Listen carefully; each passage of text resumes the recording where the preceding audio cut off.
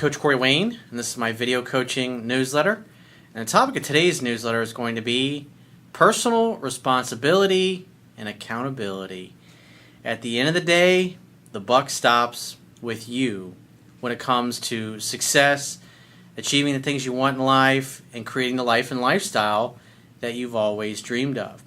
Well, I've got an email here from a guy who's been married for 14 years, and his wife has been nice enough to cheat on him on 3 separate occasions. He's shown her the door on all 3 times, but she always comes back. And so presently they're broken up once again, and she's dating some other dude, and in essence telling him what the terms and conditions are to where she'll want to marry him again and have kids and live happily ever after, supposedly. So I got a quote that I wrote in this particular topic, and I'm going to go through this guy's email and see what the root cause is of why he's seeing these behaviors. Because he's asking the question is, he's moved on, he's dating, but he's also, should I really leave the door open for her? Is this a good idea? And what I like about this email is really it boils down to knowing your outcome, what you want, and accepting personal responsibility for what you want, for your outcomes, and holding yourself accountable to that. And part of where this guy is falling down is he's really not holding himself accountable.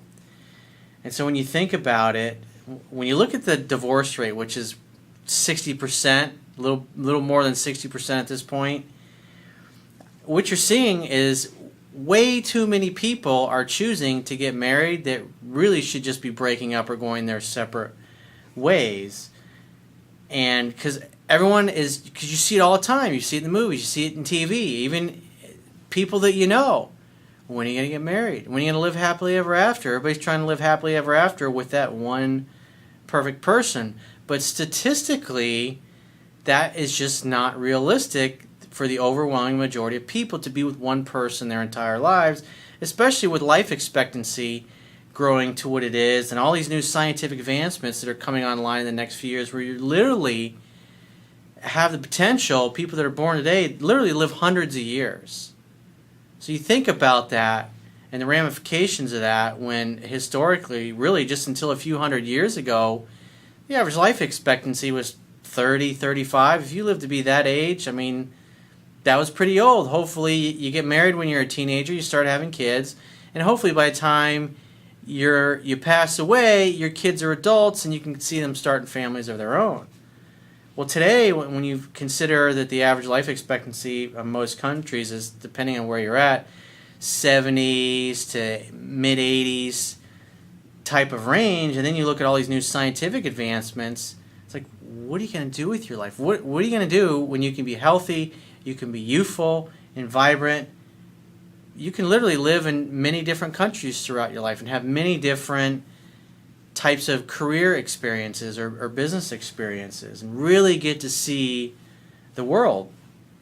But in order for that to be possible, you have to take personal responsibility because there's so many people in the world, especially a lot of politicians, that are always trying to tell everybody, hey, the reason you can't get to where you want to be is because the game is rigged and you're getting screwed over. And therefore, you need somebody like me to intervene on your behalf and solve all your problems for you.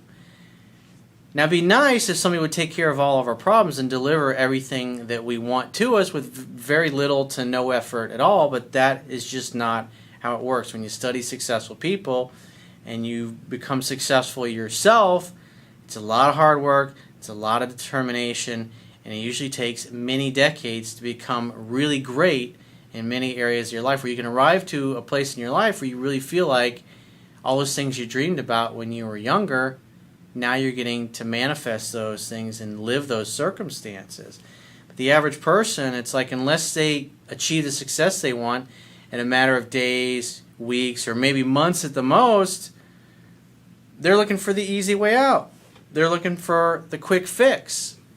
And when it doesn't come, they're looking to settle. And just so many people do that. So I got a quote that I wrote on this particular topic, and then we're going to go through this guy's email. And so the quote says, creating the life and lifestyle you want and really deserve is a result of aligning yourself internally and externally with your most desired outcomes. This means that you must not tolerate the presence of or invite anyone into your life that is not congruent or in harmony with your outcomes. When you do, you're vibrationally aligning with the opposite of your desires. A person's actions are reflective of their true intentions. Personal responsibility and accountability means that you accept sole responsibility for everyone and everything that shows up in your life as a direct result of your thoughts, words, and deeds.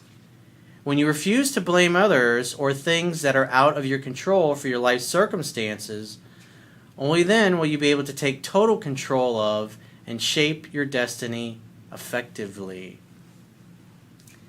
It boils down to you being where you want in life depends upon the person that you see in the mirror every day and acting in a way that is consistent with that.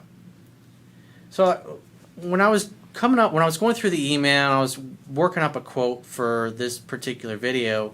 It reminded me of like what I started noticing in my early 20s, that a lot of my high school buddies, especially a lot of them that were graduating, they were coming back, they were getting bullshit jobs, they were getting into mediocre type relationships, guys that had worked out when we were in high school and in college, stopped working out, started gaining weight, and started making jokes about the shitty job that they had or the shitty career that they were going into or the fact that they weren't making very much money. And unfortunately, they wouldn't do a lot about their circumstances or their situation to help themselves.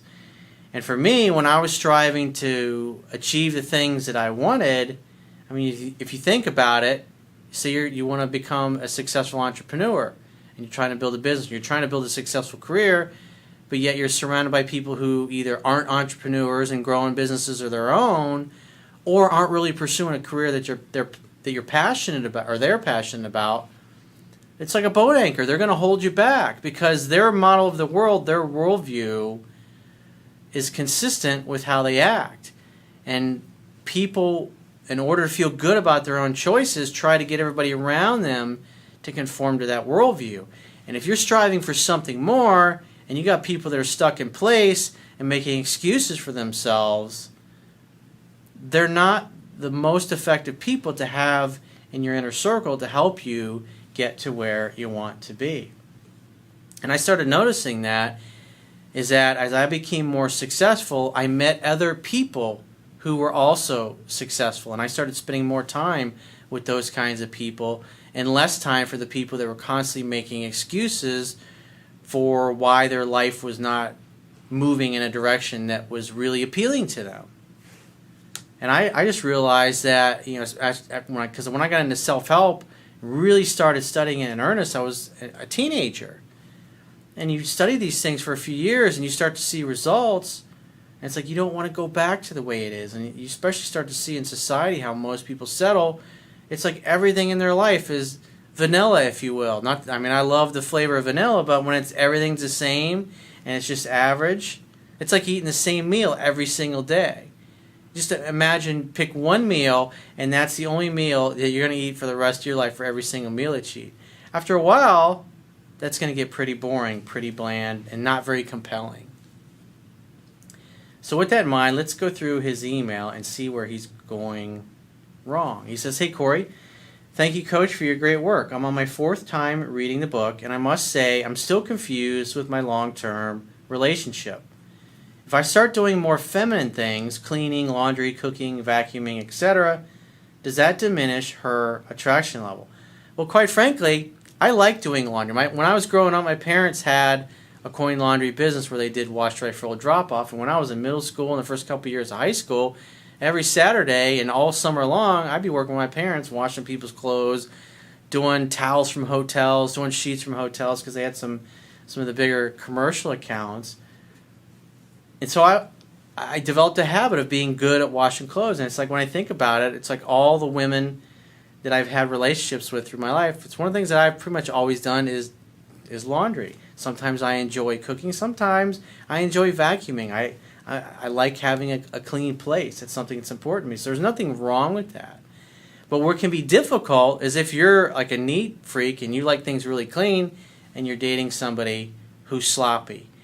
Or you're a go-getter and you're a high achiever and you're dating somebody that may like what they're doing, but they can't keep a job. Or they're terrible with money. They're literally always living paycheck to paycheck. Like one of the things that I noticed like when I was with my ex-wife is that, you know, she came from a very wealthy family and she was used to having everything paid for. And so even though she had a job and was earning decent money for it, she literally spent every paycheck of hers literally before she got the check. So she wasn't contributing a lot to paying the bills, which was frustrating for me. And we had numerous conversations about that, and then it never really went anywhere because she had been conditioned from the time she was a little girl that because her parents gave her money. And so for her, from her perspective, people around her, her family always gave her money. And when she had her own money, she spent it. And those kinds of things can be very frustrating when your goals and your values are not aligned. So it's so important. What is my outcome? What do I want for my relationship life? What do I want for my career? What do I want for my business? What do I want for my body? What do I want for the kinds of friendships that I have? What do I want for my social life, my social circle?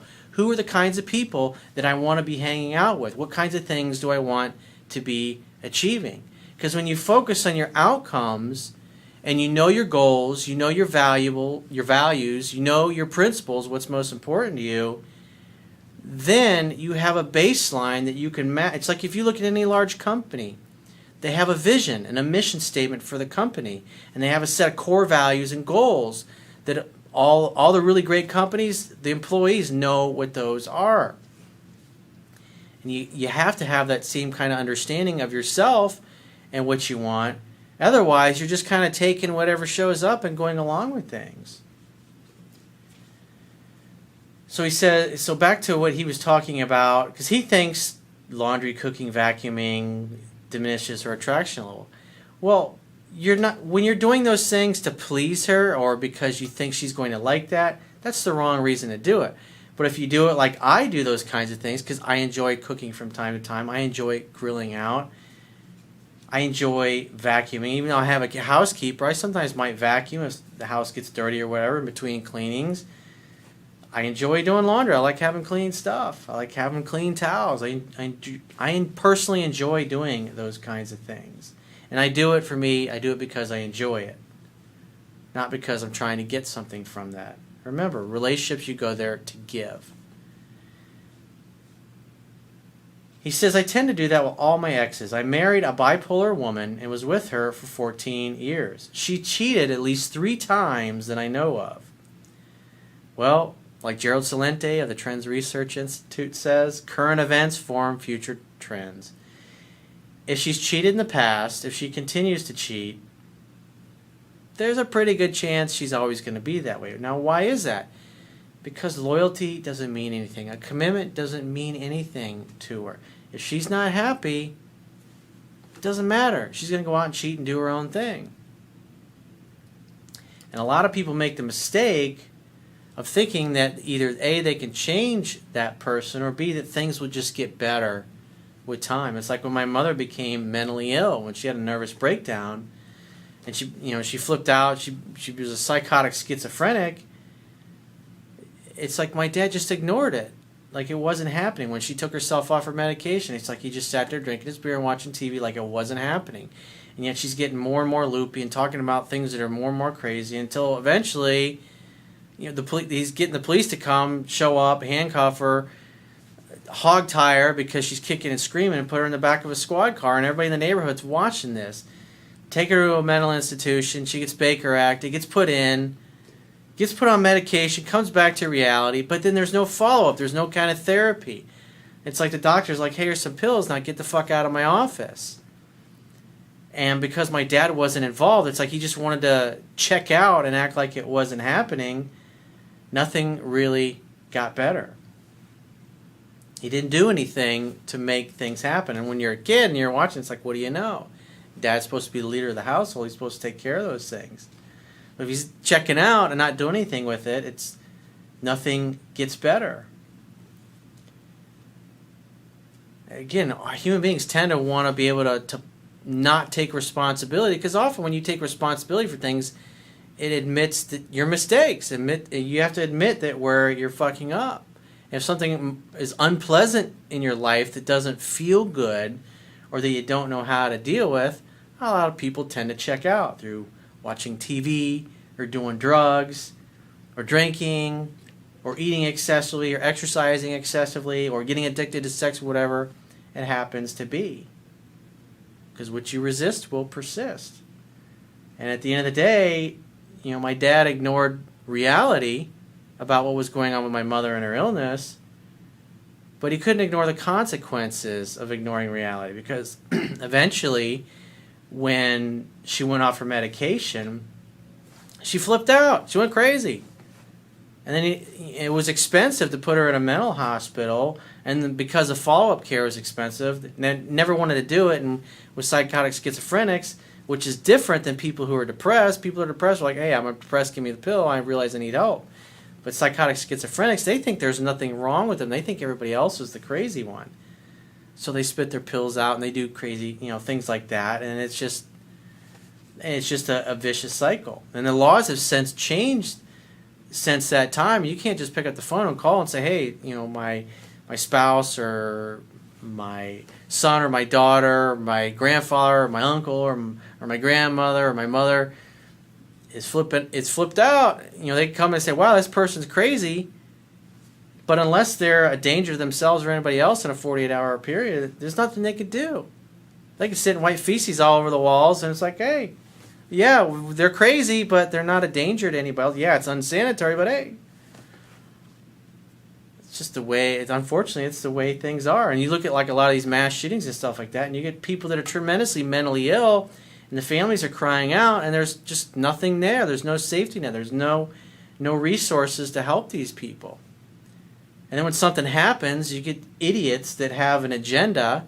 A lot of people are just completely ignorant about things, like, oh, let's ban the guns. Let's enact gun laws. Let's close loopholes, even though there are no fucking loopholes in gun laws. Since 1938, anybody that sells a firearm has to be licensed to do so. And anybody you sell a firearm to, you have to do a background check through the FBI. That's the fucking law. So when you hear a politician talk about those things, they either A, have a dishonest agenda, or B, they're completely stupid, ignorant, and fucking incompetent. That's the reality. And yet nothing gets done to help the people that, in most cases, even though there are programs where law enforcement has realized after the Columbine shooting, hey, you know what? There are data patterns, there are data points that we can look at where people are, in essence, crying for help that commit these things, and we can spot them. I mean, the statistics are, it's like 100 and something mass shootings have been prevented over the last 18, 20 years since Columbine. So instead of spending all this money and all these resources and everybody arguing back and forth over constitutionality of gun rights and gun laws and this and that, you got people that want to confiscate guns and take them all away because they believe nobody should have them. And you got other people who are just stupid and ignorant, and they just follow, and because most people, remember, 60% of people have a herd mentality, and they just go along with what everybody else does, or their favorite politician or pundit has told them the way to go. And so we argue, and we spend all this money, and we don't solve the fucking problem, and then it keeps happening. Everybody's like, oh, I can't believe it keeps happening. And they talk about loopholes and changing the law, and the people that are really behind a lot of the laws, they don't believe that people should have the right to keep and bear arms. But yet, when the cops are 30 minutes away and you're a little old lady and you got 3 big muscular people that are kicking the door down, well, you're going to get raped and murdered if you're not armed. That's just the way it is. But if you're armed, it levels the fucking playing field. Because grandma with a .357 Magnum, that's another reason why it was built into the Constitution. But it's like you see people in society that they have no fucking clue what's going on. They just, oh, so-and-so said it, so it must be legitimate. Okay, this is what I believe. And they argue talking points. And there's no data, no understanding of the law or anything behind it. It's just mass fucking ignorance. It's unbelievable. So anyways, he continues on. After all of them, I showed her the door, and she came back all 3 times. Unfortunately, with the same end result. She is now with yet another guy who does exactly what I did. He cooks, he cleans, etc. Except he's got a more successful career. She's told me, if you stop working nights, I'll come back. I'll marry you again, and we can have 2 kids together. Well, that sounds swell. Until you decide to cheat again, of course. That is just absurd. Stop working nights? Well, it's not so much about working nights, but it's about working towards something that you're passionate about, that you believe in, that you love. But at the end of the day, your wife here, your ex-wife, he doesn't say whether they're still married or not. Loyalty doesn't mean anything. A commitment doesn't mean anything. She's a fuck buddy. She's a friends with benefits. And that's it. Sex playmate. She's not relationship material. And yet that's part of what I was talking about in the quote. You got to be able to see that situation for what it is. 14 years, 3 affairs. People don't change who they are. They may become a better version. Someone like this might not cheat as much as they get older, but the bottom line is they're still disloyal, they're still dishonest, and they're still a fucking cheater. It's like if you got a business partner that's a fucking scoundrel, and they're always trying to come up with ways to cheat you out of a certain amount of revenue or income in your business, that's the way they are. And getting pissed off and being in business with them for 10, 15, 20 years and expecting that they're going to change or that they're going to mellow out, it's just unrealistic, and you're going to suffer because you want reality to be other than it is. We slept together a few times. Supposedly, she's told me we meshed together like nobody she's ever been with. I'm the love of her life. I'm her rock. She can't stand to be with him, but yet she still is, and she's still fucking him. Sometimes gets irritated when he touches her, and she's having a hard time falling for him. It's not your problem, dude. She made her fucking choice. She made her bed. Now she's got to lie in it. That's in her words, but as you say, her words aren't congruent with her actions. So I finally decided to end it. I made the arrangements with the kids, walked away, and I haven't looked back. So far, so good. So I have a quote that I'm going to read, and this is out of Tony Robbins' book, Unlimited Power, pages 75 to 76. It's probably been 6 months to a year since I went over this quote in a video, and it's so powerful because it totally applies to what we're talking about today, about taking personal responsibility for your situation and fucking doing something about it to help yourself. Because that's the only way things are going to change. It's the only way you're going to get from where you are to where you want to be. And the quote says, achievers tend to believe that no matter what happens, whether it's good or bad, they created it. If they didn't cause it by their physical actions, maybe they did it by the level and tenor of their thoughts. If you don't believe that you're creating your world, whether it be your successes or your failures, then you're at the mercy of circumstances. Things just happen to you. You're an object, not a subject. Again, that was from Tony Robbins' book, Unlimited Power, pages 75 to 76. That's a really powerful quote. But the average person doesn't accept that. Because then if they accept that, then everything in their life is their problem, their responsibility. And if things don't get better, it means they're not doing enough to either help themselves or maybe they're just not being patient enough. And remember, with our society, with just constantly brainwashing of instant gratification, you've got to have the solution right now. And you can't find a solution right away. Most people give up and they settle for mediocrity because they think it's just not in the cards. And the reality is they just got a shitty strategy. A very successful strategic planner once taught me there's no such thing as a bad idea, only bad plans. So he continues on, it's been 6 weeks of no contact and it hurts like hell. I do miss her sometimes. Well, that's understandable. I mean, 14 years together, it's a long time. But I learned in the past, and I also wasn't congruent with my words, and I always stuck around being her male girlfriend. So when you do that, you're enabling her behavior. You're saying, please, thank you, may I have another? You're literally asking and begging her to do it because you put up with it. There's no consequences for her. And if you have an open relationship, it really doesn't matter if she comes and goes like that because that means you're able to date and sleep around as well. And once you accept the fact that she's a liar, she's a cheater, she's going to sleep around, and that's the way it is, then you can decide if she reaches out and wants to hang out, then you can hang out and have fun and hook up. But if your outcome is you want a relationship and you want somebody that you can trust and who'll be loyal, she's not it. That's a reality. You have to accept that. You have to accept that that's the way she is. This is the first time in 14 years I closed all communication in regards to us. Would you still keep the door open? The only reason I would continue to hook up with someone like her is if I wanted an open relationship, if you weren't looking to be exclusive. But if you want somebody that you can trust and who'll be loyal and you can have a family with, well, it's a teammate, she's the wrong person. And it's like buying a really nice car and being pissed off that it won't take you to the moon. It's not built to take you to the moon. It's built to drive you around town. Would you act as if it's over for good, or would you still respond to her advances? Again, I can't make it. It's not my job to make your decision. My job is to give you the tools, the skills, the techniques, the strategies, and the ability to be self-reliant, to make up your own fucking mind, to help you get what you want. Because obviously in a lot of cases here, it's like you partially abdicated your responsibility for your life. And the longer you stay engaged with somebody, 14 years you've been engaged with somebody who obviously the goals and the values aren't aligned. I've dated a few women after her, but the level of attraction isn't as high, and I get bored easily. Is that part of healing?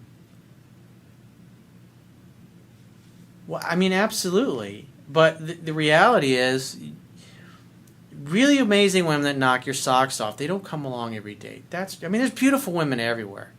But not every beautiful woman's going to like you, and vice versa. Not every beautiful woman that you go out with, even the ones that you hook up with, you're going to want to date long term.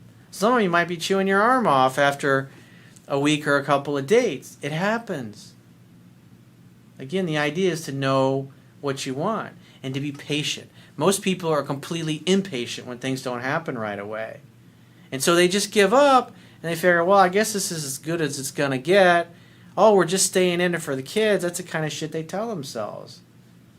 What would Corey Wayne do? I'd be following my outcome.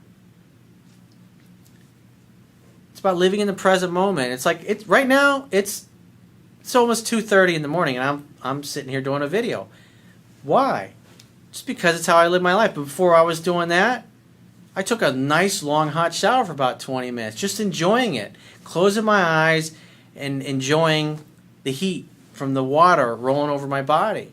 Now, when most people take a shower, maybe even you, when you take a shower, what's normally going through your head? I got to get ready. I got to do this. I got to be in and out of here in 5 minutes. What am I going to wear today? What am I going to say to my boss today? What am I going to say to my partner today? What am I going to get done today? What am I going to do at the gym? I got to go to the grocery store. I got to make dinner. I got to do this. I got to do that. You're not enjoying the shower. You're living in the future about what may or may not happen in the future instead of just enjoying the hot shower, living in the present moment and being grateful for where you are.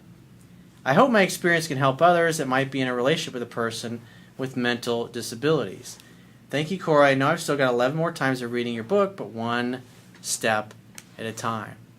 Again, it's about being self-reliant. It's about taking personal responsibility for what you want and holding yourself accountable to your outcomes and your actions. That's definitely something to think about. So if you'd like to get my help personally, the quickest way is to book a paid phone, Skype, or email coaching session. You can choose any of those options by going to my website, clicking the products tab at the top of your screen, and just follow the instructions for booking whichever option works best for you. And I will talk to you soon.